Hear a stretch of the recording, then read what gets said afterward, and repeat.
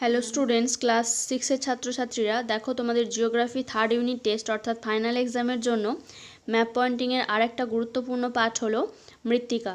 মৃত্তিকাগুলো এখানে দিয়ে দেওয়াই রয়েছে। তোমাদের প্রধান 5টা মৃত্তিকা: পলি মৃত্তিকা, মরু মৃত্তিকা, কৃষ্ণ মৃত্তিকা, ল্যাটেরাইট মৃত্তিকা এবং লোহিত মৃত্তিকা।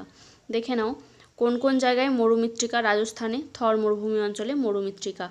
আর কোথায় রয়েছে পলি মৃত্তিকা? এই যে নদী গঠিত সমভূমি অঞ্চল, উত্তরের পার্বত্য অঞ্চলের পরেই। ঠিক আছে, নেক্সট দেখো কৃষ্ণ মৃত্তিকা। কালো মৃত্তিকা কোথায়? দেখো কৃষ্ণ মৃত্তিকা রয়েছে দক্ষিণ পশ্চিম ভারতের এই অংশটা করে বৃহৎ অঞ্চল একটা।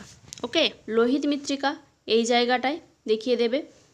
তারপর রয়েছে কি ল্যাটেরাইট মৃত্তিকা, পশ্চিমবঙ্গের রার পশ্চিম দিকের অংশটা, এই অংশটা একটু, এবং পূর্ব দিকে ভারতের, পূর্ব ভারতের এই অংশে।